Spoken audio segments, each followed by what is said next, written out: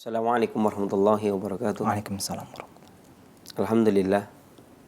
Wassalatu wassalamu ala rasulillah wa ala alihi wa sahbihi wa man wala amma ba'du. Akhwatul Islam, para pendengar dan pemirsa Roja dimanapun Anda berada, dan juga para pendengar dan para pencinta radio-radio yang merilai acara ini, para pendengar dan pencinta radio Hidayah FM Pekanbaru, para pendengar dan pencinta radio As-Sunnah Kita Cirebon, para pendengar dan pencinta radio Sahabat Muslim Tegal, para pendengar dan pencinta radio yang merilai acara ini.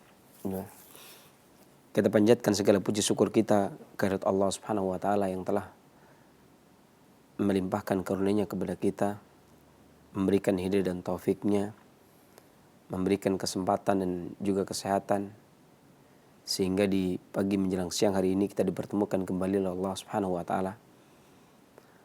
Kemudian salat serta salam semoga selalu senantiasa dicurahkan kepada junjungan kita Nabi besar Muhammad sallallahu alaihi wasallam, kepada para keluarga-keluarganya, kepada para sahabat-sahabatnya dan para pengikut-pengikutnya yang selalu senantiasa istiqomah di dalam menapaki sunnahnya hingga yaumul qiyamah. Dan adapun kemudian daripada itu maka melanjutkan dari pembahasan-pembahasan yang kemarin yang masih berkaitan dengan memetik hikmah dari apa yang telah disampaikan, ya, atau pola hidup sehat yang telah dilakukan dan diajarkan oleh para pendahulu-pendahulu kita, masyarakat klasik pada umumnya dan klasik Islam pada khususnya, di mana kaum muslimin telah memberikan andil yang sangat besar di negeri ini dalam permasalahan kesehatan. Ya. Bahkan bisa dikatakan bahwasanya pola hidup sehat dari sisi sudut pandang kaum muslimin ini sudah menjadi tradisi dan budaya di negeri kita ini dikarenakan telah dilakukan lebih dari 500 tahun yang lalu. Ya. Jadi kaum muslimin telah memberikan ikut andil besar, memberikan pelayanan kesehatan terhadap masyarakat Nusantara yang waktu itu belum diberikan nama Indonesia, ya. Ini masih tanda tanya Melayunesia atau Indonesia. Hingga sampai hari ini, diakui atau tidak diakui, maka pengobatan yang digali dari masyarakat klasik kaum muslimin itu telah memberikan sumbangsih yang sangat besar. Taruhlah kata sebagai contoh, ya, bahwasanya andil besarnya masyarakat kaum muslimin yang memberikan pelayanan kesehatan kepada masyarakat ini tidak hanya sekedar masyarakat biasa saja, tapi juga dari para penguasa pada zaman dahulu. Taruhlah kata kalau kita kembali mengingat di tahun 1404 dikala Sultan Muhammad II dari Turki kemudian mengutus beberapa ulama ke negeri kita ini untuk mendakwahkan Islam. Ya, salah satu di antaranya adalah Maulana Ishaq yang kemudian terbukti mengobati anak dari Bupati Menak Sembuyu yang berasal dari Belambangan, dan sembuh setelah itu kemudian dinikahkan.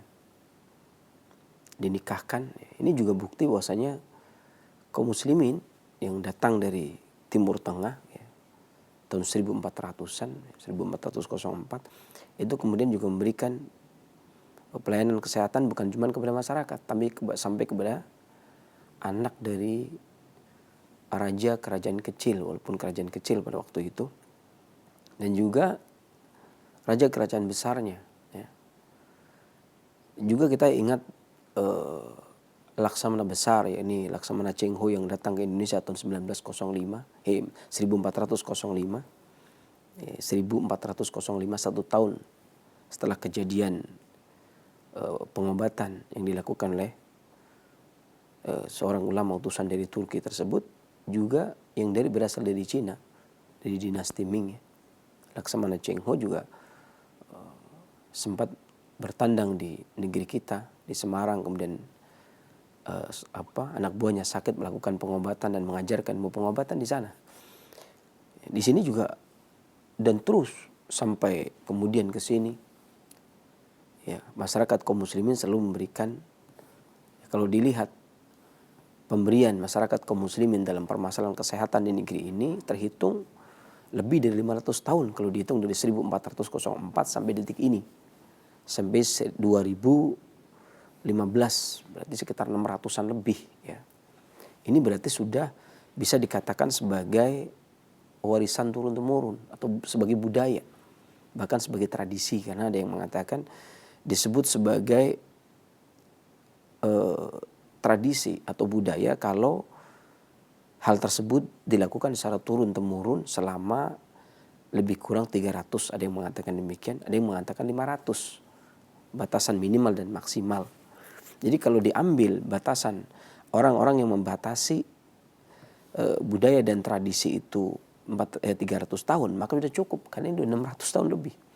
Bahkan yang paling ketat ya, yang mengatakan disebut sebagai budaya dan tradisi kalau dia sudah bercokol berturun-temurun dilakukan dengan aman sesuai dengan norma yang ada selama lebih kurang 500 tahun, dan ini 600 tahun.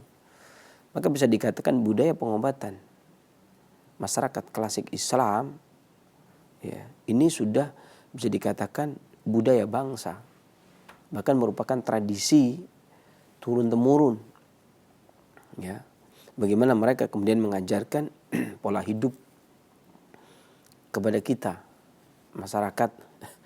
Walaupun kemudian ada yang mengatakan, bukankah sebagaimana pembahasan yang hendak kita bahas, pemanfaatan teh atau tanaman yang disebut dengan Camellia sinensis ini yang banyak terdapat di Bogor dan bukit pegunungan, ini bukannya merupakan pola sehat masyarakat klasik Tionghoa ya. Tapi pada kenyataannya banyak juga orang kita hari ini yang mengirim atau mengekspor tehnya ke sana, negeri tirai bambu. Ya, ini juga sebagai bukti bahwasanya kita juga kaya akan teh. Negeri kita itu kaya akan tanaman-tanaman, tumbuh-tumbuhan. Bahkan tahun 1600-an seorang peneliti dari Jerman namanya Kaheine itu mengatakan bahwasanya tumbuhan negeri kita ini yang berguna ini ada 35.000 tanaman, nomor 2 setelah Brasil di dunia. Ya, menunjukkan negeri kita ini sangat kaya akan tanaman kalau bisa memanfaatkannya. Ya. Dan pemanfaatan tanaman-tanaman ini sudah digunakan ribuan tahun yang lalu di beberapa negara dan negeri ini oleh masyarakat muslim itu 600 tahun lebih ya, 609 tahun lebih kurang ya. Kalau kemudian dikatakan loh kok bukankah ini gaya hidup teh, ini gaya hidup masyarakat Tionghoa, perlu diketahui bersama bahwasanya Laksamana Cheng Ho seorang laksamana yang berasal dari dinasti Ming, yang sebelumnya dinasti Tang. Dinasti Ming waktu itu kaisarnya juga muslim, di mana di buku sejarah dinasti Tang, bahkan dinasti Tang itu sendiri juga muslim ya. Beberapa dekade setelah pergantian mendekati dinasti Ming, mereka juga muslim. Dan Laksamana Cheng Ho merupakan laksamana dari dinasti Ming ya. Artinya ketika ada jalur sutra ya, maksudnya jalur sutra ini ya, ini jalur perhubungan antara muslim Tionghoa dengan muslim Indonesia, ini merupakan hal yang biasa, dan banyak yang berasal dari Tionghoa ini kemudian mengajarkan Islam di sini ya. Ada banyak sekali ya, kaum muslimin Tionghoa yang kemudian mengajarkan Islam di sini. Artinya tetap ada kesinambungan, bukan berarti Tionghoa itu semuanya bukan muslim, tidak ya. Bahkan kalau kemudian dibilang ada keterkaitan, kalau kemudian teh di negeri ini juga dimanfaatkan sebagai pengobatan ya, sebagai pengobatan, solusi pengobatan, sebagaimana di masyarakat dunia pada umumnya, ini juga tidak menafikan ya. Karena kalau dibilang, oh ini bukankah ini mengadopsi dari bangsa lain? Ya, saya juga akan mengingatkan bahwasanya sebuah tradisi yang sudah dilakukan 300 sampai 500 tahun itu sudah menjadi budaya sendiri, sudah menjadi tradisi sendiri. Kenapa sesuatu yang bagus yang datangnya dari Islam ya, tidak bisa dikatakan sebagai tradisi menjadi tradisi negeri kita? Ya. Artinya kaum muslimin yang sudah bercokol di negeri kita ini lebih dari 500 tahun, kenapa tidak disebut sebagai budaya asli negeri kita? Sementara yang jelas-jelas mengadopsi dari negeri luar pun terkadang masih diakui menjadi budaya kita ya. Contohnya saya ambil contoh ya, masyarakat Jawa sering menggunakan wayang ya. Wayang ini kan berasal dari Mahabharata India yang diadopsi oleh Musedan dan Bupanulu menjadi Baratayuda. Ini pun menjadi budaya negeri kita, diakui menjadi budaya negeri kita ya. Kalau dari sisi budaya seperti itu juga diakui sebagai warisan nenek moyang ya, dan diakui, maka begitu pula dengan Islam, diakui menjadi agama asli negeri kita. Dan apa yang dilakukan oleh masyarakatnya, yang dilakukan secara turun-temurun ya merupakan asli, sudah budaya kita. Hanya Islam itu ya sudah nafas negeri ya, negeri ini, karena memang sudah dilakukan di sini. Bahkan apalagi kalau kita menengok dari apa yang disampaikan oleh Hamka Haji Abdul Karim Amirullah ya, Abdul Malik Karim Amirullah, Profesor Hamka ya, dalam buku sejarah Islam ya, beliau menuliskan bahwasanya Islam sampai di negara kita ini sekitar tahun 670 ya, di abad-abad awal, sekitar abad 7 Masehi, di masa Khalifah Utsman bin Affan ya, ini ketika ada utusan dari khalifah itu sampai ke dinasti Tang Tionghoa, kemudian mampir ke negeri kita. Dan dengan beberapa bukti ya, boleh dirujuk silahkan ke buku yang ditulis oleh Hamka ya.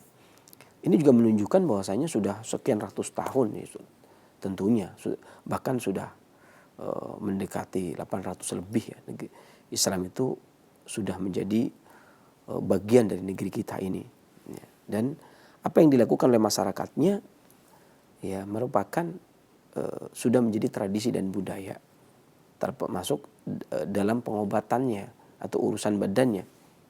Karena kalau dikatakan mengambil perkataan Imam Syafi'i bahwasanya ilmu itu ada dua, ilmu pengobatan badan dan ilmu din ya. Maka ilmu pengobatan badan yang diwariskan oleh para ulama kita, kemudian juga ilmu pengobatan badan yang diwariskan oleh para pendahulu kita yang kaum muslimin ya. Ini juga sudah akrab di kita, bukan hal yang baru, maksud saya bukan hal yang baru yang loh kok baru, kok ada baru tibu nabawi, tidak, bukan hal yang baru, karena sudah disampaikan dan diajarkan itu 600 tahun yang silam ya, bahkan lebih. Maka sudah tidak bisa dikatakan baru lagi, akan tetapi memang sudah asli warisan budaya bangsa yang patutnya lestarikan ya. Bahkan umurnya bisa dikatakan lebih tua dari atau seumuran dengan huruf Jawa Pegon ya, yang sekarang sudah mulai pupus huruf Pegon ya, huruf Arab yang ditulis untuk bahasa Melayu atau bahasa Jawa ya, tapi menggunakannya pakai Arab. Itu juga membuktikan bahwasanya ulama-ulama dari zaman dahulu memang lebih bisa menulis Arab daripada menulis Jawa, sehingga yang dituliskan adalah huruf-huruf Arab ya. Makanya ini sebuah perbedaan pula manakala masyarakat yang menggunakan bukan huruf Arab Pegon ini kurang memahami dalam agama Islam ya. Dilihat dari sini bahwasanya apa yang dilakukan oleh masyarakat klasik Muslim ya, ini termasuk bukan hal yang baru. Termasuk minum teh, budaya minum teh itu pun bukan budaya yang baru, tetapi sesuatu yang sudah dikenalkan dari dulu di negeri kita ini dan sudah menjadi bagian dari masyarakat kita, yang diajarkan oleh kaum muslimin baik melalui Timur Tengah atau melalui jalur sutra. Muslim yang berasal dari dinasti Ming atau dinasti Tang tadi. Ya, menyinggung dari situ, saya ingin tidak memaparkan maksudnya agar teh itu tidak dianggap sebagai budaya luar ya, atau non Muslim. Istilah sahe di sini itu istilah yang familiar, bukan hal yang baru lagi. Yang dimaksud dengan teh ini ya ini teh Camellia sinensis. Ya, yang merupakan tanaman perdu yang tingginya 5-10 meter, batangnya berkayu tegak bercabang, kemudian ranting yang berambut, warnanya coklat kehijauan, yang daunnya tunggal tersebar, kaku, kemudian berbentuk elips, ujung dan pangkalnya runcing, tebinya bergerigi. Ya, kalau dia muncul bunganya berkelamin dua di ketiak daun. Diameter bunganya kurang lebih 3-4 cm, kelopaknya berbentuk mangkok, kelopak bunganya. Hijau warnanya, benang sarinya membentuk lingkaran. Kemudian pangkalnya menyatu melekat pada daun mahkota pada bagian dalamnya lepas tangkai. Kemudian buahnya kalau dia sampai berbuah, buahnya kotak keras, diameternya 2-3 cm. Kalau masih muda hijau, bijinya keras. Dan teh ini sering digunakan adalah daunnya. Ya, tadi dibagi menjadi beberapa kategori di dalam pengolahan. Ada teh hijau, ada teh olong, ada teh hitam, ada teh putih. Secara umum ada 4 kategori. Yang dimaksud dengan teh putih, yakni teh yang kandungan antioksidannya paling tinggi. Di mana teh putih ini adalah jenis teh terbaik dikarenakan untuk mendapatkannya hanya diambil dari satu pucuk tiap satu pohonnya. Ya, ini pucuk tertinggi dan yang paling utama dalam proses pengeringan teh putih ini.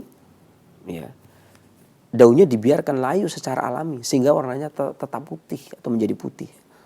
Nah, teh ini dalam pengolahannya tidak melalui proses oksidasi dan saat di pohon daun teh ini juga terlindungi dari sinar matahari agar tidak menghasilkan klorofil atau berubah menjadi hijau atau saat hijau daun. Dikarenakan diproduksi lebih sedikit maka harganya lebih mahal. Kurang lebih sekitar tahun 2011 ya. 2011 sampai 2013 itu 2011-2012 itu harga per kilonya sampai 3 juta. Ya. Dan rasanya luar biasa. Ya, saya ngomong luar biasa berarti udah pernah gitu ya. Dan ini seringnya dikirim orang kita ya gigit jari untuk bisa mendapatkannya karena harganya yang relatif mahal. Makanya kalau ada orang taunya ya teh itu 3.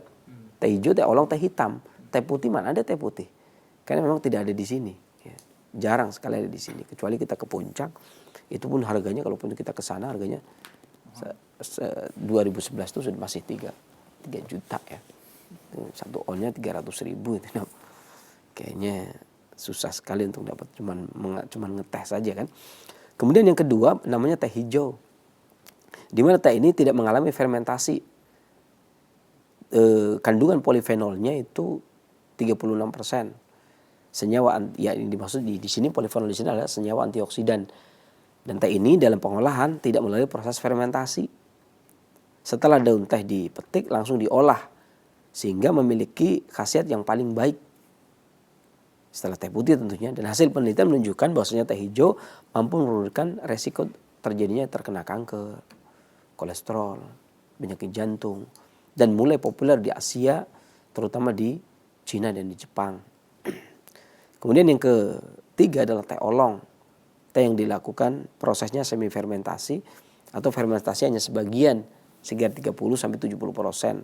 Di mana teh ini dalam pengolahan melalui setengah proses fermentasi. Dan ini merupakan minuman favorit di Tionghoa dan di India. Teh olong ini banyak kadang-kadang kita dapat kalau beli teh di sana banyak dapat teh olong. Kemudian yang terakhir adalah teh hitam, fermentasi penuh. Teh ini dalam pengolahan melalui proses fermentasi penuh dan sering juga dikenal juga dengan teh merah dikarenakan biasanya ada kalau diseduh lebih merah dibandingkan dengan teh yang lainnya. Ya. Teh ini merupakan tanaman yang luar biasa, sudah dikenal lama di Indonesia. Merupakan tanaman klasik ya, dimulai dari terbukanya jalur sutra Ini orang Tionghoa datang ke negeri kita tentunya ribuan tahun yang silam. Dan oleh masyarakat kaum muslimin juga digunakan 600-an tahun yang silam sudah digunakan di sini. Akan tetapi semenjak orang-orang Belanda datang ke negeri ini, itu pun diteliti sekitar tahun 1686-an, orang-orang Belanda, yakni seorang Belanda bernama Dr. Andreas Kleyer membawanya ke juga melakukan penelitian terhadap teh. Dan dia juga membawa teh dari sana. Dulu sebagai tanaman hias. Baru kemudian pada tahun 1728 pemerintah Belanda mulai memperhatikan teh dengan mendatangkan biji-biji teh secara besar-besaran dari Tionghoa ke Pulau Jawa. Sehingga usaha tersebut baru berhasil setelah tahun 1824. Ini Belanda yang mempublikasikan. Yakni Dr. Van Siebold, ya, seorang ahli bedah.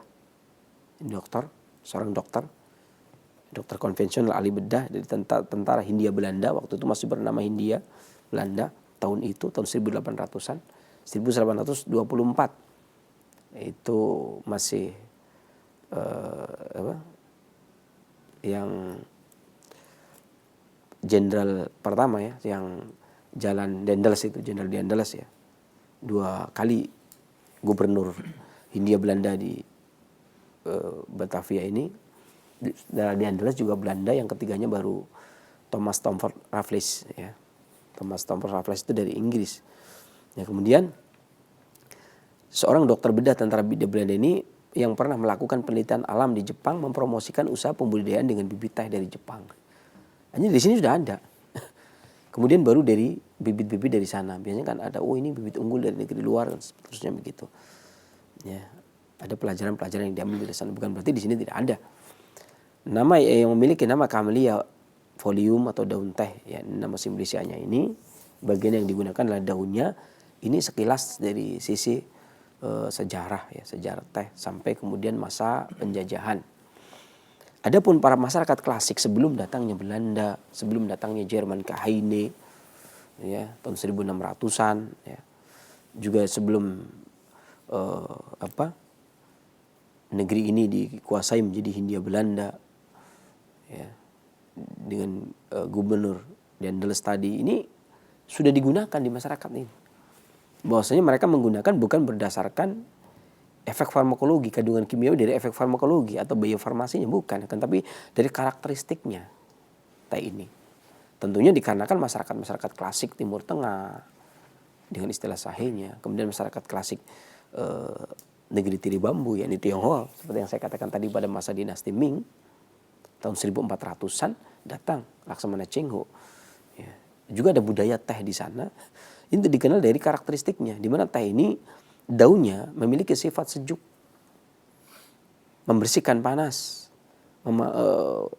memadamkan panas yang berlebih, serta menawarkan racun.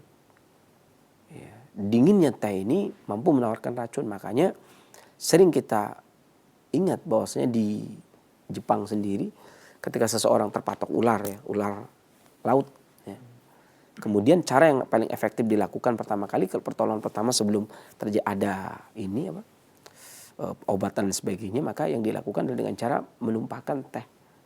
Ya, kan biasanya di pantai ada kedai rebusan teh sebagainya, maka teh ini digunakan untuk menyiram bekas gigitan ular ini untuk menawarkan air tehnya tadi, digunakan agar bisa ular ini tawar, baru kemudian dibawa ke poliklinik terdekat gitu ya. Ini mampu menawarkan racun.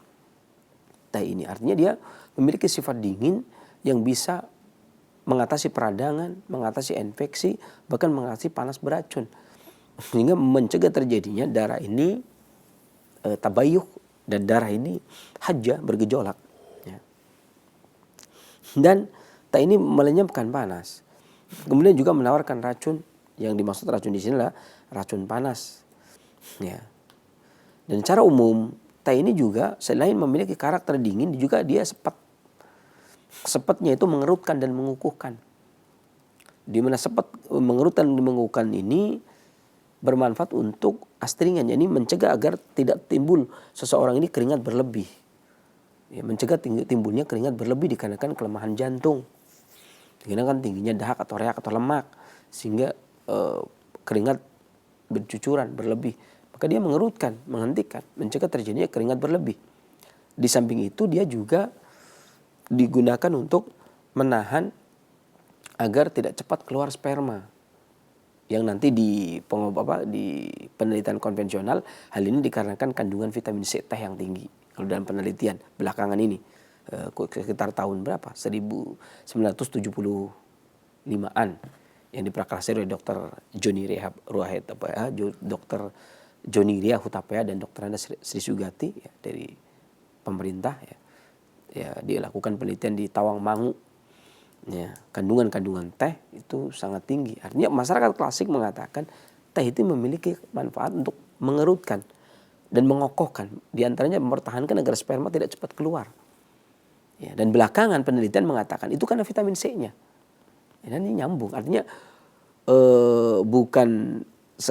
teh ini bukan sekedar hanya isapan jempol atau obrolan di tempat ngeteh bersama ya, kan, tetapi memang teh ini memang memiliki manfaat yang diakui secara penelitian pun memang diakui memiliki kandungan artinya ketika dia mengukuhkan, mengatasi gangguan jantung, karena kan dia juga memiliki kandungan kateken yang tinggi, polifenol yang tinggi secara penelitian ya. Dan dia sedikit pahit sehingga berkhasiat mengeringkan dan merangsang mengeringkan ya, dan mencegah timbulnya diare. Makanya walaupun ketika diajukan di Badan POM atau Kemendiknas ya, di Dinas Kesehatan, kemudian teh dianjurkan sebagai obat diare, itu tidak di ACC. Tapi saya rasa tidak di ACC-nya itu bukan karena teh itu tidak bisa menghentikan diare, akan tetapi lebih dikarenakan teh ini tidak disebut sebagai obat, tapi disebut sebagai minuman. Sehingga minuman penghenti diare bukan obat diare ya. Makanya di Badan POM tidak dicantumkan, maksudnya ketika teman-teman kita kemudian menyusun ya tanaman obat keluarga ya, yang kemudian dibagi gratis buku-bukunya oleh Badan POM dan Kementerian Kemendiknas Kementerian Kesehatan ya, itu kemudian dibagi gratis buku-buku ya, banyak atau buku-buku gratis dari pemerintah kita, dari Badan POM, terbitan Badan POM ya. Memang ketika diajukan teh untuk obat diare tidak bisa, ya, tidak di ACC. Kalau daun jambu biji bisa, daun jambu biji, tapi kalau teh tidak bisa, ya. Karena memang teh itu bukan obat, tetapi dia minuman berkhasiat, di mana daunnya bisa menghentikan diare, tetapi tidak bisa di ACC sebagai obat karena dia tetap kedudukan dia tetap sebagai minuman, bukan sebagai obat, tetapi dia memiliki manfaat yang tinggi sebagai obat. Karena memang tadi kaidah klasik bahwasanya makanan dan minuman itu lebih didahulukan untuk pengobatan daripada obat itu sendiri.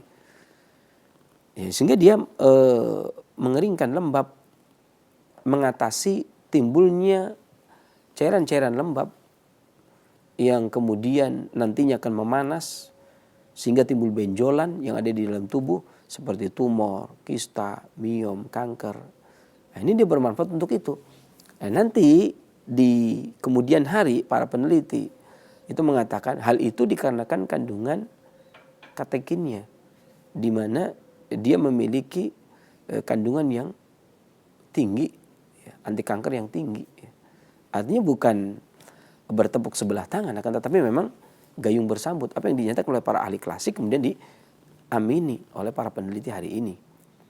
Ya, kemudian dia juga mengeringkan lembab, berarti mengatasi sesuatu yang hendak menjadi kelembapan, hendak menjadi benjolan, dahak menjadi reak dan dahak kemudian menjadi batuk, mencegah terjadinya pembentukan kolesterol dalam darah, ya, lemak dalam darah, dikarenakan dia mengeringkan lembab. Yang lembab yang dimaksud adalah diantaranya adalah lemak, dahak dan reak. Ya, dan juga dia bekerja untuk meningkatkan energi vital, mengobati batuk, muntah. Kemudian juga mengatasi gangguan paru, ya, limpa, di mana teh ini teh hijau. Sementara teh hitam ini baunya aromatik, hangat, sehingga merangsang, menghangati organ tubuh bagian dalam. Makanya orang sering menggunakan teh hijau digunakan untuk mengatasi gangguan jantung, kemudian untuk diet, menurunkan lemak. Ya, sementara ketika dia flu, batuk, pilek, sindrom dingin yang masuk, maka dia seringnya menggunakan teh hitam. Di situ teh hitam ya, habis kehujanan pulang dan jadi teh hitam karena menghangati organ dalam bagian tubuh dan mengusir angin serta mengobati, menguatkan organ bagian dalam. Dan rasa teh hitam memang rasa sepet dan sedikit pahit juga ya. Kemudian secara tradisional teh ini memperlancar buang air kecil, kemudian merupakan stimulasi jantung, menstimulir susunan saraf pusat, menyegarkan badan, ya. Kemudian astringen, pengelat, mencegah pengeluaran keringat berlebih, kemudian memperbaiki saluran pencernaan, mencegah terjadi pengeluaran sperma berlebih. Dan secara penelitian teh ini memiliki kandungan tanin yang tinggi. Tanin teh ini mengandung zat epigallocatechin yang mampu digunakan untuk mencegah kanker lambung dan kanker kerongkongan. Ini efek farmakologi dari tanin yang mengandung zat epigallocatechin yang mampu mencegah timbulnya kanker lambung dan kerongkongan. Ini penelitian. Kemudian penelitian juga mengatakan bahwasanya teh mengandung saponin, ya, yang kemudian mengandung minyak, dan teh juga mengandung zat besi yang berperan di dalam pusat pengaturan molekul hemoglobin sel-sel darah merah dan juga berperan di dalam metabolisme energi vital serta termasuk sintetis DNA oleh beberapa enzim serta dalam kekebalan tubuh.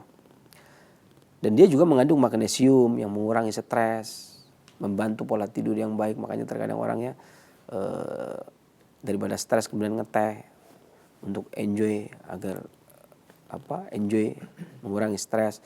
Kalsiumnya merupakan mineral penting yang dibutuhkan untuk tubuh untuk mengurangi hilangnya bobot tulang. Pada usia lanjut, makanya orang tua seringnya lebih sering minum teh dikarenakan bagus buat tulang dan termasuk pengontrol tekanan darah tinggi. Ya, kemudian juga mengandung kalium yang mengendalikan tekanan darah agar tidak naik. Ya, serta membersihkan karbon dioksida dalam darah, polusi-polusi. Ya, teh ini membersihkan, memicu kerja otot, simpul saraf, memperlancar pengiriman oksigen ke otak. Makanya lebih rileks dan lebih segar ketika habis minum secangkir teh. Ya. Kemudian mengandung fosfor untuk kesehatan gigi dan tulang. Ada kandungan polifenol yang lebih penting dibandingkan dengan vitamin E sebagai antioksidan alami, pencegah radikal bebas, dan anti-aging, mencegah penuaan dini. Polifenol ini lebih tinggi dibanding vitamin E. Terkenal vitamin E itu merupakan anti-aging, pencegah penuaan dini, kan, tapi dia lebih potensi dibanding vitamin E tersebut. Ya, di samping dia polifenol pada teh berupa katekin dan flavonol. Ya. Senyawa ini berfungsi sebagai antioksidan untuk menangkap radikal bebas dalam tubuh, juga mencegah perkembangan sel kanker dalam tubuh. Kemudian juga mengatasi tubuh, membebaskan tubuh dari radikal bebas baik dari udara yang tercemar polusi atau makanan. Makanan yang memicu timbulnya kanker atau udara yang timbulnya kanker, yang memicu timbulnya kanker, maka teh ini bisa digunakan dikarenakan kandungan polifenolnya yang tinggi. Kemudian proteinnya berfungsi sebagai bahan dasar pembentukan sel dan jaringan tubuh. Dan dia juga memiliki serat yang tinggi dan memiliki pektin yang kasar menyerupai gel. Ya, baik untuk kolesterol, vitamin C-nya seperti yang saya katakan tadi pada teh itu lebih tinggi, bahkan melebihi tomat dan jeruk. Kandungan vitamin C yang ada pada teh ini lebih tinggi daripada tomat dan jeruk, sehingga baik untuk mencegah flu, menurunkan stres, mencegah pengeluaran sperma secara berlebih, ya, mencegah timbulnya pengeluaran sperma. Ya. Vitamin A-nya berperan dalam berbagai fungsi tubuh. Ada vitamin B-nya atau tiaminnya berperan dalam metabolisme pencernaan. Kemudian vitamin B2-nya bermanfaat pada sistem pencernaan. Ya, kemudian juga vitamin B12-nya mempercepat pernafasan, perangsang, kuat pada susunan saraf pusat dan memicu aktivitas jantung. Ya, kemudian kandungan teinanya, yakni sejenis alkaloid seperti kafein, ini menyegarkan tubuh dan pikiran, fresh, melancarkan peredaran darah, memacu kinerja jantung sehingga mencegah penyakit jantung dan mencegah stroke serta memperbaiki sistem pencernaan. Kemudian fluor dan flavonoidnya berguna untuk menguatkan gigi. Kemudian teofilinya memiliki efek diuretik, menstimulir kerja jantung dan melebarkan pembuluh darah koroner. Sementara teobrominnya mempengaruhi otot. Ya, dan banyak peneliti-peneliti yang nanti mungkin di akhir acara kita akan bacakan bagaimana penelitian para ahli yang mendukung pengalaman turun-temurun para pendahulu-pendahulu kita. Di mana secara umum disepakati, diakui ya teh ini bermanfaat untuk mengatasi asam urat, darah tinggi, batuk, bau badan, bau keringat, diare, ya, kemudian digigit serangga, kemudian digigit ular, diabetes, flu, infeksi saluran pencernaan, bahkan untuk keperkasaan, kolesterol, lesu, masuk angin, perkasaan pria maksudnya. Kemudian melancarkan air seni, membantu mengobati penyakit ginjal, mencegah kanker, mencegah sakit jantung, mencegah plak dan menguatkan gigi, mencegah osteoporosis pada wanita, kemudian mengurangi pembentukan karang gigi, mengurangi keracunan makanan, kemudian mengurangi berat badan, meningkatkan kekebalan tubuh, menghambat perkembangan virus, meningkatkan daya ingat, kemudian mencegah penyakit sendi, ya, merawat mata bengkak dan menghilangkan lingkaran hitam pada mata. Ya, kemudian pada ibu-ibu biasanya kemudian keriput pada mata, kantong mata, mengatasi kulit yang tebal ke matahari, memulihkan luka goresan, mengurangi bau kuku, ya, kuku yang bau, ada kotorannya kemudian bau, merawat gigi, mencegah bau mulut, mencegah Parkinson, kemudian mencegah penyakit hati, mencegah penuaan dini karena lebih tinggi dari vitamin C tadi polifenolnya, keutamaannya, merawat rambut sebagai masker wajah, nafsu makan, pilek, penyubur dan penghitam rambut, pelembab bibir, pelangsing, pelancar darah, mengatasi rematik, diabetes, darah tinggi, sakit gigi, sakit kepala, sakit perut, sembelit, stamina, sampai kepada perawatan pada wajah. Ya, demikian sekilas kita bisa sampaikan. Adapun nanti bagaimana penelitian dan tip untuk menyeduh teh secara klasik agar secangkir teh itu bermakna dan bermanfaat bagi kita, maka nanti kita bahas di sesi terakhir. Demikian, mudah-mudahan bermanfaat untuk sesi kedua, sesi tanya jawab. Ya, kalau ada pertanyaan sesuai dengan tema kan, insyaallah kita berusaha untuk menjawab. Kalaupun tidak juga kita akan berusaha untuk menjawab. Kalau tidak maka Allah alam. Kalau tidak bisa, ya untuk memandu sesi kedua saya serahkan kepada saudara saya Al-Khalidah. Baik, terima kasih Sensei atas pemaparannya. Sensei, ini sebelum kita mengulirkan sesi tanya jawab nih Sensei, teh yang dimaksud ini teh tawar atau bisa juga dengan teh manis ataupun teh dengan gula batu ya? Ya. Dan juga ada yang bilang kalau kita habis makan itu kurang baik kalau kita minum teh. Ini gimana Sensei? Ya, jadi yang pertama pada dasarnya teh yang dimaksud itu ya teh tawar. Karena kita tidak mengikut sertakan gula pasir, karena gula pasir itu sendiri proses produksinya, pemanasannya itu terlampau tinggi sampai 400 derajat Celcius lebih. Ini bermasalah. Dan terkadang orang menggunakan gula batu karena yang paling ringan. Karena tergantung tujuan nanti. Mereka menggunakan gula batu untuk kesegaran, untuk fresh, mengatasi flu dan seterusnya. Atau dengan madu, teh tawar atau dengan madu atau dengan gula batu.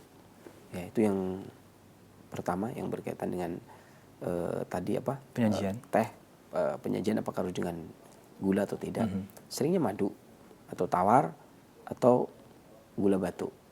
Ya, kemudian berkaitan dengan yang kedua tadi ya. Ketika makan orang ketika orang makan tidak boleh minum teh. Sebenarnya secara umum ya yang disebutkan oleh Imam Al-Qayyim dalam Zadul Ma'ad bahwasanya secara umum minuman apa saja itu nggak boleh. Setelah makan jangan minum ya. Bahwa termasuk termasuk tidak diperbolehkan minum di beberapa tempat. Yang pertama, sehabis makan nggak boleh minum. Kedua, habis makan buah nggak boleh minum. Ini larangan mutlak Sensei. Ada ini, maksudnya ada alasan kenapa. Yang ketiga, sehabis olahraga tidak boleh minum. Yang keempat, sehabis berhubungan seksual tidak boleh minum. Masya Allah, itu semuanya padahal membutuhkan minum. Jadi gini, jadi permasalahannya karena antara makan dan minum itu dua kegiatan yang berbeda. Di sana tidak disebutkan makan ya minum, minum ya makan. Tidak, dua kegiatan yang berbeda. Ya, makan dan minum, jangan berlebih. Jadi ada kegiatan makan, ada kegiatan minum. Jadi ini dua kegiatan yang berbeda dan alasannya pun berbeda. Seseorang makan karena alasannya lapar. Seseorang minum karena alasannya haus.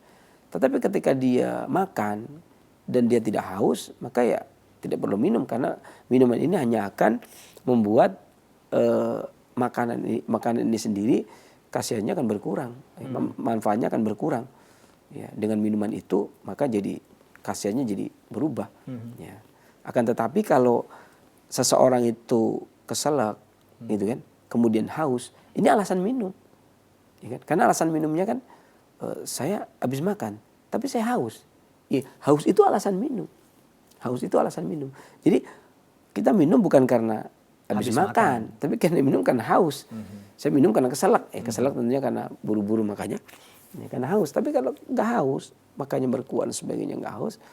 Ya minum itu merupakan kegiatan tersendiri. Bahkan ketika disebutkan istifrok ya, mengosongkan materi, ya minum itu juga sendiri. Ada 10 perkara ya, yang ke-9 itu minum, ya, yang ke-10 itu makan, haus, lapar.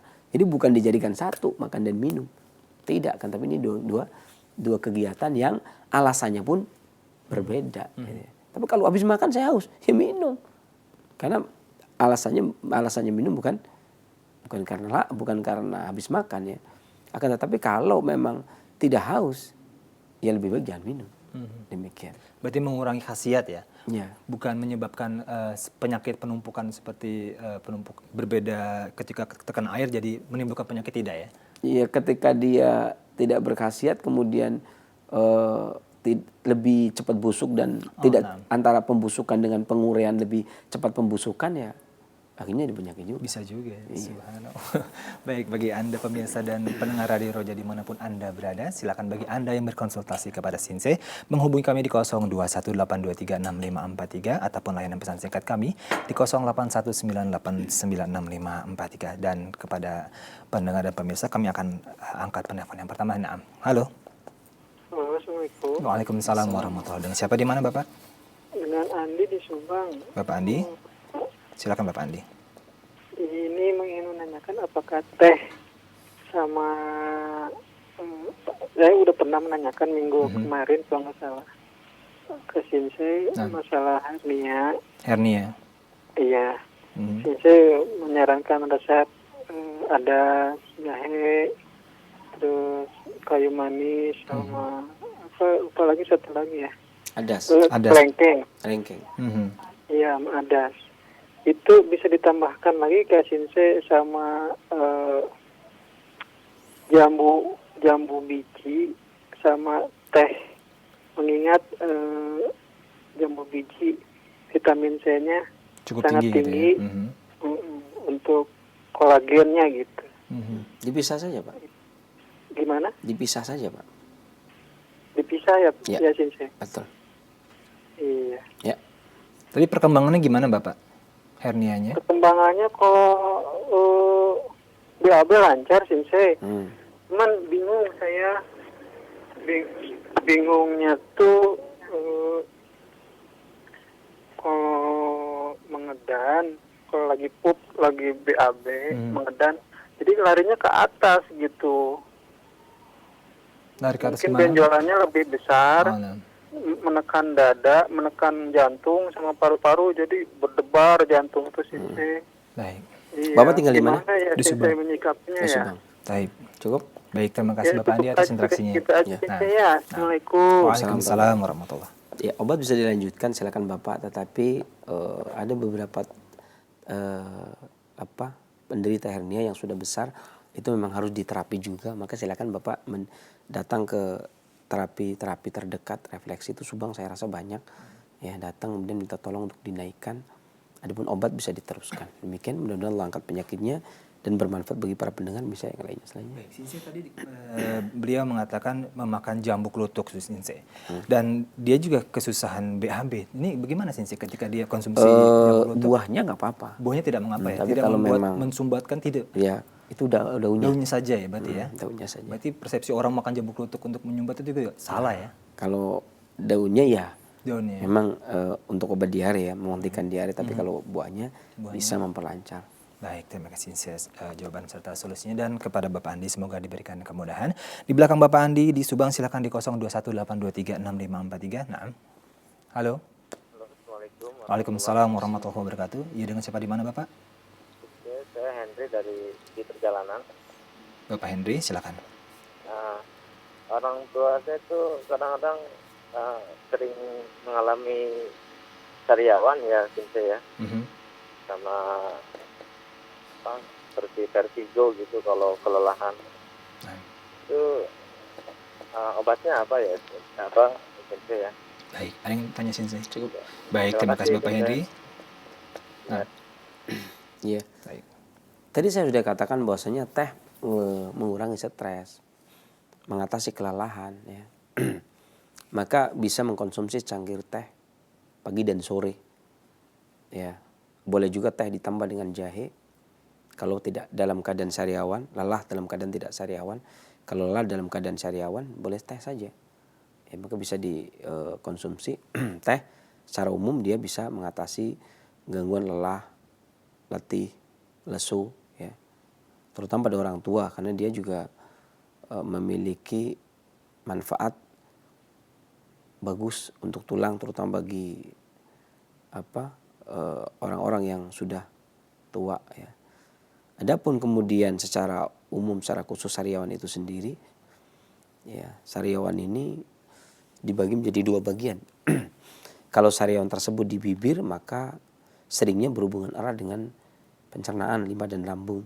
Tapi kalau sariawan tersebut berhubungan dengan lidah, maka dia berhubungan erat dengan aktivitas jantung. Memanasnya aktivitas jantung berlebih dan tidaknya, maka dia akan menimbulkan sariawan pada lidah.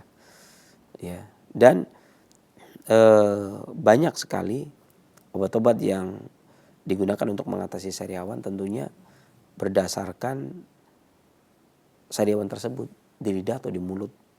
Penyebabnya karena limpa lambung atau karena jantung. Itu bisa jadi karena panas hati yang membuat masalah pada lambung, itu juga bisa. Maka yang paling benar adalah nanti diperiksakan boleh ke dokter. Ya. Sariawan ini disebabkan karena organ apa? Ya, boleh jadi para pengobat terdekat, ya, pengobat tradisional terdekat karena apa? Ya, atau pengobat klasik terdekat karena apa sariawannya. Tapi secara umum sariawan ini bisa mengkonsumsi, ada yang mengkonsumsi daun saga. Ini daun saga secara umum. Ya, ada juga yang menggunakan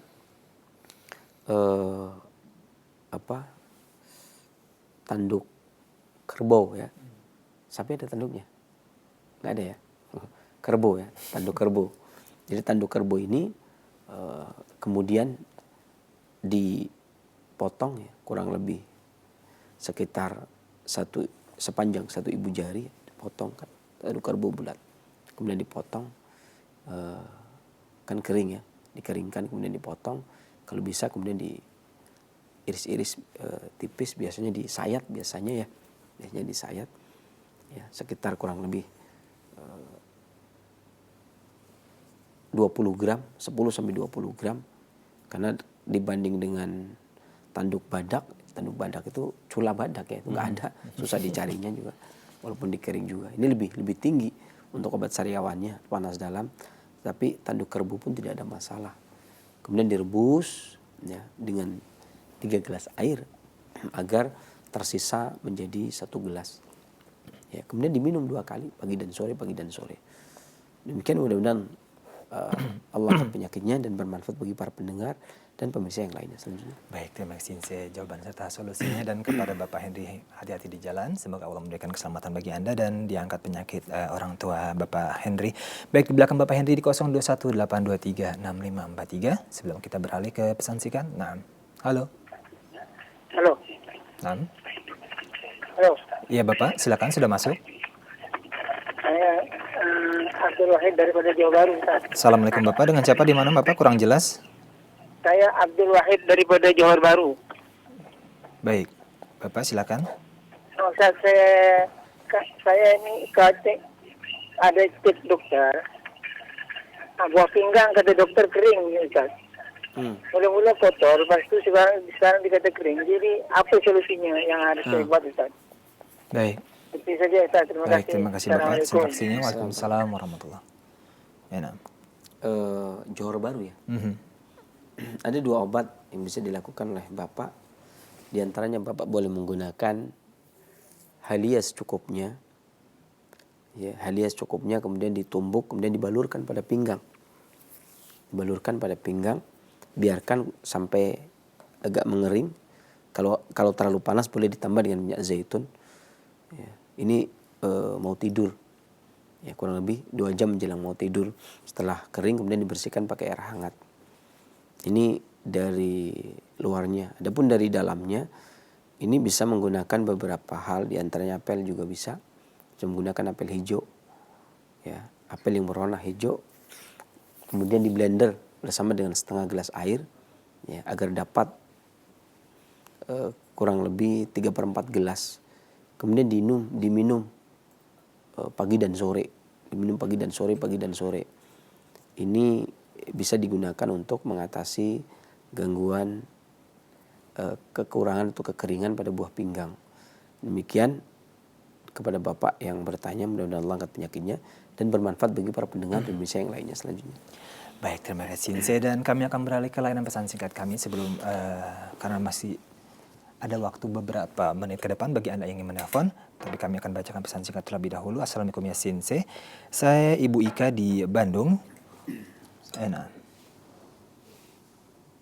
Baik, mohon maaf ini terhapus. Kami akan bacakan pesan singkat dari Ibu Ika di Bandung. Saya lagi menyusui Sinse dan ada mengatakan bahwa beliau mengalami infeksi payudara Sinse. Apakah teh bisa menjadi salah satu herba untuk infeksi payudara ini Sinse? Tadi telah kita sebutkan bahwasanya ada beberapa prediksi dari pengalaman, prediksi, setelah itu kemudian pengalaman turun-temurun sekian ratus tahun yang silam. Bahwasanya teh sering digunakan untuk mencegah ataupun meringankan tindakan preventif, kemudian tindakan kuratif sebagai pendamping pengobatan, bahkan sebagai rehabilitatif, artinya perawatan, ya, termasuk pada infeksi payudara, pembengkakan payudara, tumor payudara. Ini dikenal baik oleh orang klasik pada zaman dahulu ataupun para peneliti zaman sekarang. Apakah dikarenakan kandungan polifenolnya atau apigala-katekinnya, ya. Ini banyak para pakar ahli yang kemudian memberikan sumbangsihnya untuk melakukan penelitian terhadap daun Camellia sinensis ini atau daun teh ini. Ya, ini bermanfaat untuk hal seperti yang ditanyakan oleh Ibu. Maka bagus, akan tapi yang digunakan adalah kalau nggak teh putih berarti teh hijau. Jadi bisa menggunakan teh hijau, kemudian 1 cangkir, ya, pagi 1 cangkir, sore, ya, 2 kali sehari, masing-masing 1 cangkir. Ini bisa digunakan untuk mengatasi infeksi ataupun peradangan pada payudara. Kemudian selanjutnya untuk mengempeskan bisa digunakan bayam liar atau kacang panjang secukupnya, ditumbuk kemudian kasih garam sedikit kemudian dibalurkan. Setelah kering kemudian dibersihkan pakai air hangat. Ya, selain teh, obat yang minum, ya. Selain kita bisa menggunakan teh, bisa juga menggunakan minyak zaitun. 1 sendok makan bangun tidur mau tidur. Ya, ini juga bermanfaat untuk mengatasi kasus-kasus infeksi. Ya. Kalau ada rumput, ya, rumput mutiara boleh, rumput lidah ular boleh, kemudian juga rumput Taiwan boleh. Ya. Itu juga bermanfaat untuk mengatasi gangguan-gangguan seperti yang Ibu sampaikan, pembengkakan ataupun sampai infeksi payudara. Tidak ada, minimal menggunakan itu. Atau bisa menggunakan daun meniran, direbus dengan 1 gelas sampai mendidih kemudian diminum. Ya, ini daun-daunan yang lain artinya selain teh. Walaupun meniran juga bisa digunakan teh. Dan sekarang banyak orang menjual teh meniran, ya. Atau Phyllanthus niruri atau urinaria. Demikian mudah-mudahan Allah angkat penyakitnya dan bermanfaat pula bagi para pendengar Indonesia yang lainnya selanjutnya. Baik, masih di layanan pesan singkat kami akan bacakan pesan singkat dari Bapak Riki dari Pekalongan. Ya Sinse, Assalamualaikum. Ada yang mengatakan bila kita terlalu banyak minum teh, katanya berdampak buruk untuk ginjal. Apakah ini benar Sinse? Terlepas dari benar dan tidaknya, maka memang sudah dibatasi. Wa kulu wasrubu wa la tusrifu, makan minumlah dan jangan berlebih. Sebagus apapun itu, kalau berlebih tetap nggak bagus. Mau madu, jangankan teh, madu, ya, air putih yang katanya bagus buat ginjal, kebanyakan juga nggak bagus. Ya, nasi, kurma, semuanya nggak bagus kalau kebanyakan. Artinya semua orang itu ketika dia mengkonsumsi sesuatu, sering saya katakan, itu sesuai dengan kadar kemampuan tubuh, sesuai dengan kebutuhan tubuh. Kita butuhnya berapa? Kita butuhnya 1 cangkir ya 1 cangkir. Kita lagi sakit butuhnya 2 cangkir, 2 cangkir. Kita flu, butuhnya pagi siang sore, pagi siang sore. Teh hangat, gitu kan. Nanti tergantung kebutuhan. Kalau memang kebanyakan semua, mau obat ke dokter juga, kebanyakan juga sama. Mau yang bagus sekali, sama kalau kebanyakan. Ya, teh kebanyakan buruk, semua kebanyakan buruk. Ya, bukan cuma bagi ginjal, bagi jantung, bagi semua organ, bagi perut, nggak bagus. Semua kalau kebanyakan itu tidak bagus. Tetapi kalau disesuaikan dengan kebutuhan tubuh, maka dia menjadi makanan atau minuman yang menyehatkan tubuh. Demikian, mudah-mudahan bermanfaat juga bagi para pendengar yang lainnya. Selanjutnya. Baik, terima kasih jawaban serta solusinya, dan kepada Bapak Riki semoga diberikan kemudahan. Kami akan kembali bacakan pesan singkat dari Irma di Solo. Assalamualaikum ya Sensei. Saya mengalami penyumbatan darah di otak dan rasanya pusing sekali, dan ini dirasakan terus-menerus Sensei. Beliau hanya meminum madu hitam, dan ketika beliau minum pegagan katanya dirasakan mual-mual. Apakah ada solusinya Sensei? Ya. Jadi bisa jadi begini, ketika kita minum obat, kita lihat penyakit itu ada di mana, dan karakteristik obat itu maunya kemana. Ya, makanya seorang pengobat itu harus jeli. Ketika satu contoh, orang sakitnya kaki, kemudian minum obatnya, obat yang kita menggunakan jahe diseduh, jahe diiris tipis, kemudian diseduh, kemudian diminum. Yang mana hal seperti atau dibakar, kemudian diseduh, kemudian diminum. Yang mana karakteristiknya adalah naik ke atas, sementara sakitnya di kaki, kan nggak nyambung. Ya, artinya kalau jahe itu sebuah pasukan, tabib itu komandannya. Ketika diberikan minuman, dia naik ke atas, keluar dia, karena dia sifatnya aromatik. Kemudian dia keluar, naik dan keluar, naik mengambang ke atas dan keluar. Artinya ketika dia sampai kepala tidak ada masalah bos, ini kan? Tidak ada masalah, dan kepala bagus, pori-pori kulit bagus. Akan tetapi yang jadi masalah kan di bawah, di kaki, di lutut, di pinggang. Jadi masalah ke situ. Sementara obatnya larinya naik ke atas kemudian keluar. Perhatikan juga. Jadi itu juga perlu diperhatikan. Kok saya sebentar pegagan rasanya manis. Dan pegagan itu cocok buat limpa dan lambung. Dia bagus buat limpa dan lambung. Yang mana pegagan ini pelancar, tapi dari sisi limpa dan lambung. Ya, naiknya masuknya ke perut. Sementara sakitnya ibu ini itu di kepala. Saya rasa perut dengan kepala jauh, ya kan? Nah, ketika dosisnya nggak cukup atau dosisnya terlalu banyak kemudian diminum, dia itu ke perut, dan perut nggak ada masalah, ya. Atau perut kemungkinan ada masalah, tapi dosisnya terlalu kecil, atau ada sedikit masalah tapi dia dosisnya terlalu besar, dia menyerangnya perut semua. Maka tidak adil di sini kalau kemudian kita mengkonsumsi pegagan, karena pegagan tidak beracun.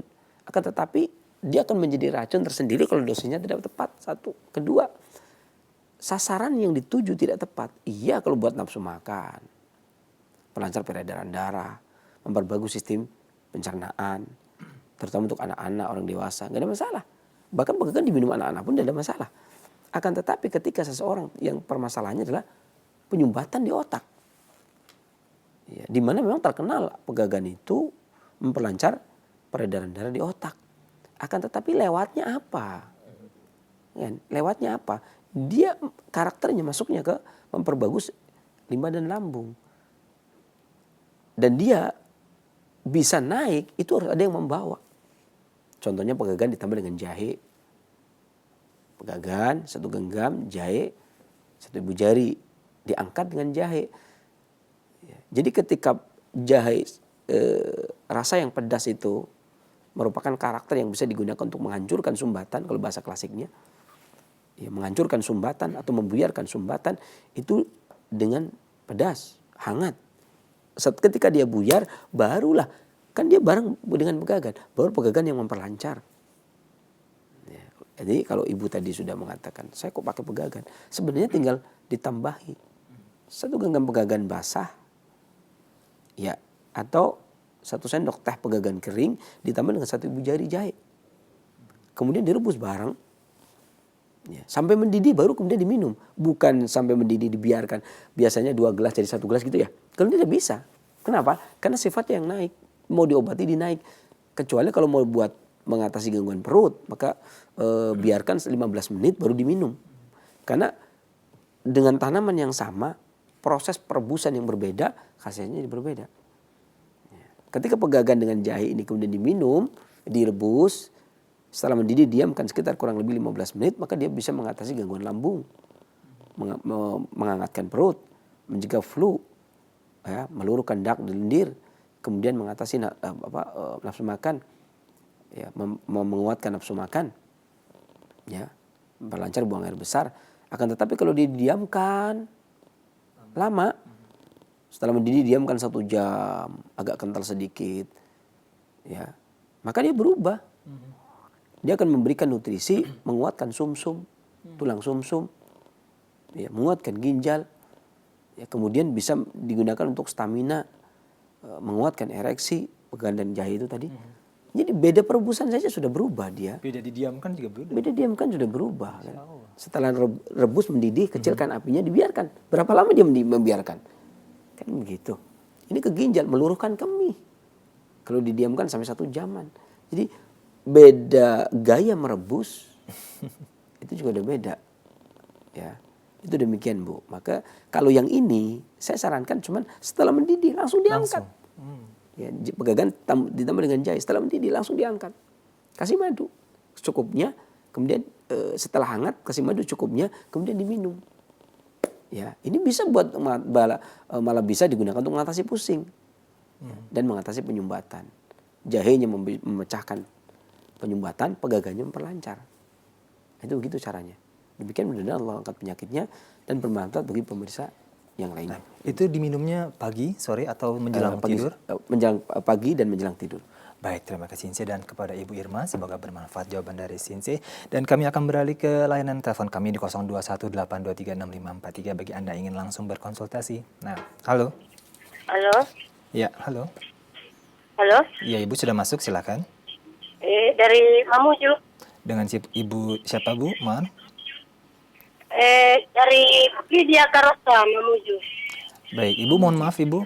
Mungkin bisa dikecilkan terlebih dahulu volume televisinya dikarenakan ada feedback. Iya, saya ini Sinse sakit sesak, udah tahunan. Sesak tahunan dan merasakan oleng sudah beberapa tahun yang belakangan ini. Baik. Oleng terus, merasa melayang-layang, baru sesak. Obat apa yang bisa diminum itu Pak Ustadz? Baik, terima kasih Ibu atas interaksinya. Iya. Cukup? Baik. Nah. Ya. Ibu bisa menggunakan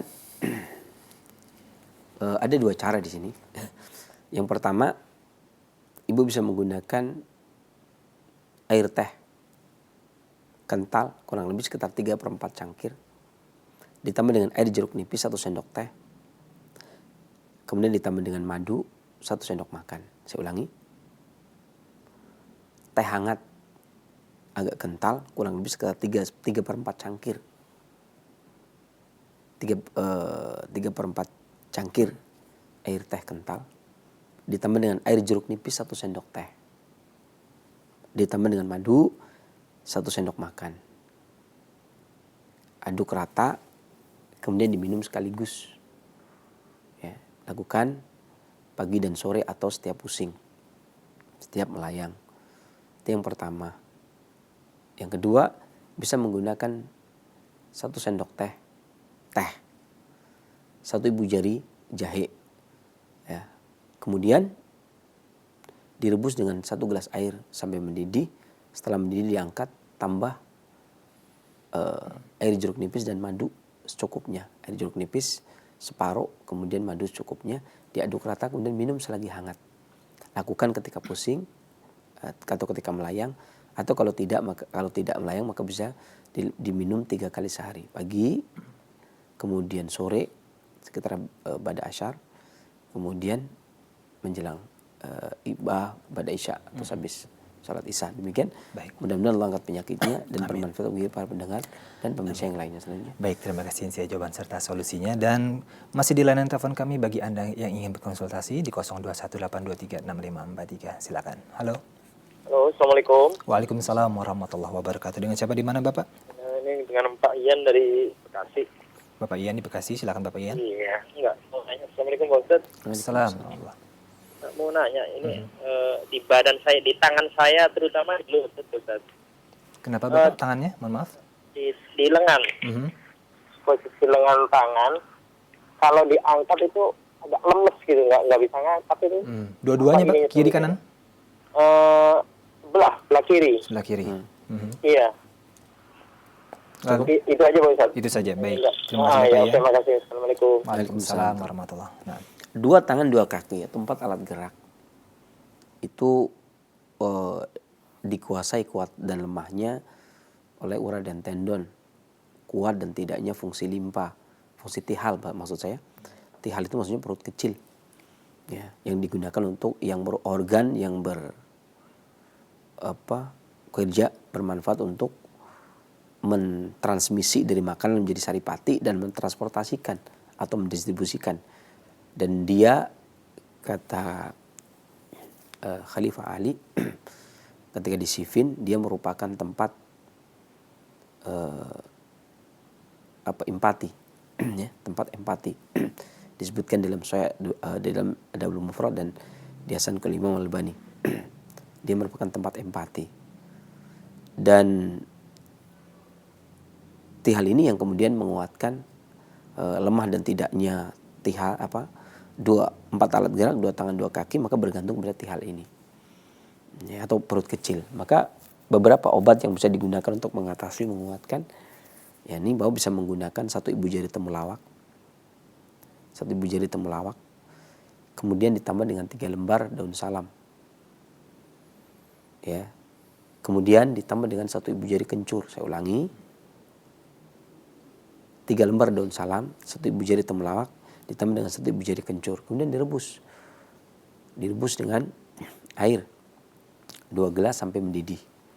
Kecilkan apinya, biarkan 10 menit, kemudian saring bagi 2. Setelah saring bagi 2, ya, kasih madu secukupnya, kemudian diminum. Lakukan pagi dan sore. Mudah-mudahan Allah angkat penyakitnya dan bermanfaat bagi para pendengar dan pemirsa yang lainnya selanjutnya. Baik, terima kasih saya jawaban serta solusinya. Dan kami akan kembali bacakan pesan singkat sebelum kita akhir perjumpaan kita. Assalamualaikum ya Sinse, saya seorang bapak dari Padang ingin bertanya tentang teh telur nih Sinse. Di daerah kami sering sekali membuat teh telur. Dan apakah benar teh telur ini bisa menguatkan stamina Sinse? Jadi memang sering orang menggunakan teh telur untuk menguatkan stamina. Iya. Iya betul. Teh di antara penguat stamina yang beredar di masyarakat adalah 1 teh telur, ya. Kemudian yang kedua teh madu, ya, teh madu. Kemudian ditambah dengan susu kambing atau susu sapi, ya, diminum selagi hangat. Jadi ada 2, teh susu madu dan atau teh susu telur. Ini sering digunakan oleh masyarakat untuk minuman stamina. Jadi ada yang milih teh telur, tapi agak bagi yang terbiasa agak kurang enak. Tapi ada yang minum, ada yang minum teh madu susu. Ya. Kalau ini enak nggak? Wah, ini jangan ditanya. Teh madu susu. Ya, kalau teh mana yang dari negeri jiran itu teh tarik. Teh tarik itu terbuat dari teh yang pemerah alaminya, ya, yang itu lebih tinggi Jadi warnanya kayak wortel ya, kayak parutan wortel. Tehnya beda dan lebih banyak tangkai ya. Tidak daunnya itu kurang ya, kurang banyak. Pokoknya merahnya lebih merah. Ya, kemudian pinangnya juga lebih banyak ya. Makanya kemudian setelah itu juga dia campurnya susu kental manis. Ya, kalau di sana. Makanya kalau bagi orang-orang yang gampang nyesak ya, kemudian banyak dahak, minum itu ya langsung dahak semua, set. Susu kental manis soalnya. Karena susu kental manisnya banyak. Dan ini susu kental manisnya khusus buat teh tarik kalau di sana itu. Ya. Nah, saya pernah membawa 1 kilo teh. Saya lihat di rumah bikin, ternyata tehnya beda memang. Artinya lebih baik, tidak kurang daun tehnya, lebih banyak batangnya. Tetapi seringnya yang digunakan buat stamina adalah telur, kemudian atau teh madu. Ya. Baik, terima kasih Sensei. Untuk ini sekarang nih yang beredar sekarang ini tehnya kebanyakan teh celup nih Sensei. Ini apakah sama khasiatnya dengan teh yang dimaksud dengan makanya nanti di akhir baik. kita nanti sampaikan. Dan nampaknya tadi pertanyaan yang tadi adalah pertanyaan terakhir Sensei. Mungkin ada rangkuman, silakan. Sebagai catatan pula bahwasanya kehebatan teh pun tetap ada ketidakbaikan kalau dia terlalu banyak. Ada orang keracunan kafein kronis dikarenakan teh memiliki kafein. Bila minum 5 cangkir teh setiap hari setara dengan 600 mg kafein. Dan lama-kelamaan akan memperlihatkan tanda dan gejala seperti gangguan pencernaan makanan, rasa lemah. Saya katakan 5 cangkir. Ya, kalau tadi dari saudara kita dari Pekalongan mengatakan terlalu banyak, maka saya katakan betul. Ini namanya keracunan kafein. Ya, 600 mg kafein lama-kelamaan akan memperlihatkan tanda gejala seperti gangguan pencernaan makanan yang tadinya memperbagus tapi malah memperlemah, rasa lemah, gelisah, tremor, kejang, susah tidur, tidak nafsu makan, sakit kepala, pusing, bingung, bahkan bisa berdebar, sak nafas, dan kadang susah buang air besar. Ya, tidak perlu saya sampaikan penyebabnya karena waktunya sudah sempit. Kemudian flavonoid dapat menghambat penyerapan zat besi dari unsur tumbuhan seperti sayur dan buah. Namun zat besi dari daging tidak terpengaruh penyerapannya. Artinya dia bisa mencerna sayur tapi tidak bisa mencerna daging teh ini. Kemudian penelitian dari negeri kita, Edwin Dirgantara tahun 94 di FMIPA UI, ya, Fakultas MIPA UI melakukan penelitian pemberian seduhan daun teh hijau dengan dosis 10 kali dosis manusia pada tikus putih jantan, kemudian juga diberi kuning telur, memperlihatkan efek penurunan kadar kolesterol total dan kolesterol LDL, trigliserid dan berat badan yang bermakna dibanding dengan contoh perlakuan yang lain, dan namun tidak menunjukkan perbedaan yang bermakna pada HDL-nya. Kolesterol jahatnya turun tapi kolesterol baiknya tidak naik, tidak turun. Kemudian Aji Sutarmaji jurusan farmasi FMIPA UI juga tahun 94 memberikan sari seduhan daun teh hijau pada dosis 2 kali dosis manusia untuk menurunkan kadar kolesterol dan berhasil. Juga Endah Listiarti jurusan biologi FMIPA UNAIR pada tahun 98 juga melakukan penelitian pemberian infus daun teh 2,5 sampai 1 ml dan 5% sampai 1 ml pada usus halus. Ternyata ada perbedaan yang bermakna. Penelitian dilakukan di Uni Soviet Institut Psikologi, di Kiev Institut Biokimia Akademi Ilmiah di Moskow. Ternyata teh hijau mendorong kesembuhan karena radiasi. Teh hijau bagus untuk radiasi ini diuji pada binatang dan manusia menunjukkan efek penyembuhan penyakit hepatitis dan disentri.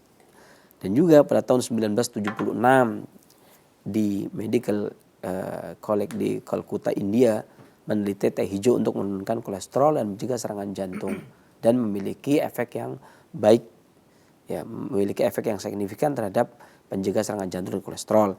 Kemudian juga di Universitas Okayama Jepang, Profesor Takuo Okada, ya, ternyata teh hijau lebih efektif dalam mencegah radikal bebas dibandingkan vitamin E, ya. Jadi Profesor Takuo dari Jepang juga membuktikan ternyata teh hijau lebih efektif daripada vitamin E. Kemudian juga teh menurut Profesor Takuo juga menanggulangi gigi keropos, darah tinggi dan seterusnya. Kemudian juga ada beberapa hal di sini juga cara menyeduh teh ya. Dan termasuk hal yang bagus manakala kita menggunakan teh, walaupun teh campur susu, teh campur telur, akan tetapi pada prinsipnya menyeduh teh ini dalam satu cangkir yang dimaksud adalah 150 mili dan airnya cukup 80 sampai 90 derajat Celcius. Jadi tidak boleh air mendidih panas. Karena epigallocatechinnya atau zat-zat yang bermanfaatnya itu akan hilang. Yang menonjol malah kafeinnya, ya, penghilang stresnya kafeinnya yang menonjol. Maka menyeduh teh dengan air yang 80 sampai 90 derajat Celcius ini lebih bijak untuk kesehatan. Ya. Artinya tergantung, minum teh itu tergantung pada pembuatannya, pada prosesnya menyeduh. Maka untuk menghindari kesalahan menyeduh, ya yaitu tadi kita lebih condong kepada air 80 sampai 90 derajat Celcius. Ya, kemudian juga ada cara seduh. Ada teh kemasan, itu ada teh celup gitu ya. Kemudian ada teh seduh, ada teh pres, ada teh stick. Ya, di mana teh celup ini yang kebanyakan yang dipermasalahkan adalah karena kertasnya gitu ya. Tapi kemudian kalau memang ternyata dari Badan POM, kemudian dari Majelis Ulama Indonesia mengatakan tidak ada masalah pada kertasnya, maka kalaupun dia ada sedikit masalah, maka teh hijaunya sudah mencukupi untuk menanggulanginya. Ya. Dan tidak gali lubang tutup lubang. Ya, karena kekuatan teh hijau itu sendiri ada vitamin C-nya yang bisa menetralkan kertas celupnya kalau misalnya ada masalah pada kertas celupnya. Ya, atau ada vitamin E-nya juga yang bisa menetralkan. Sementara masih ada epigallocatechin, masih ada polifenol dan sebagainya. Ya, maka saya rasa tidak ada masalah, walaupun yang lebih bagus tentunya tidak pakai celup, tapi orang hari ini kan lebih praktisnya ke arah situ. Tapi tidak ada masalah. Ya. Tetapi itu tadi kertas celupnya kalau dia tidak masalah, kadang-kadang kan pakainya staples, sehingga kadang-kadang staplesnya karatan gitu ya. Itu terlepas dari itu kan, kita tidak menghukumi ini pakai staples atau tidak. Yang kita hukumi adalah bagaimana dia menggunakan benang dan kertasnya. Kalau memang kertasnya tidak ada masalah, ya itu kan cuma wadah saja. Ya. Atau bisa jadi sebenarnya nggak perlu celup juga bisa kan. Pakai sekarang udah ada yang penyaringan sendiri ya, pocinya ya, teh seduh. Ya. Kemudian untuk menyeduh teh dan keistimewaan teh celup ini, kalau sore nyeduh, pagi harinya sisa celupannya itu bisa ditempelkan pada mata untuk mengatasi kantong mata yang berkerut, gitu ya. Kalau nggak dikantongin pakai kain ya, tapi tempelin. Kalau tidak, ditamprokin kan nggak enak ya. Adapun cara klasik minum teh, ini orang-orang klasik minum teh itu, ya ini dengan cara menghangatkan poci dan cangkir pakai air panas. Poci atau moci dan cangkir dihangatkan pakai air panas. Kemudian 2 gram atau 1 sendok teh daun teh ini kemudian ditaruh di cangkir. Ya, kalau memang orangnya 6 atau 7, ya masing-masing 1 sendok teh, 1 sendok teh, 1 sendok teh per cangkir. Yang gelasnya tadi udah dipanasi pakai air panas, udah dihangatkan pakai air panas. Ya. Kemudian bagusnya memang tidak ditaruh di cangkir ya. Tetapi kalau orangnya 7 berarti tehnya 7 sendok teh di poci, di 1 poci. Kemudian diseduh pakai air panas 80 sampai 90 derajat Celcius. Ya, sementara cangkirnya dikosongkan setelah diseduh pakai air hangat, cangkirnya kemudian dikosongkan airnya. Ya. Kemudian baru tuangkan teh tersebut dari cangkir. Setelah diseduh kurang lebih 2 sampai 3 menit, paling lama 4 sampai 6 menit. Ya, teh yang sudah ada di mochi tadi, kemudian baru dituang 7 orang. Nah, ini itu lebih bermanfaat untuk kesehatan. Demikian saya rasa apa yang saya sampaikan, kekurangan dari saya, kesembuhan Allah Subhanahu wa taala, mudah-mudahan bermanfaat bagi para pendengar, pemirsa. Ya. Saya kira bila taufiq wal hidayah, alhamdulillah rabbil alamin.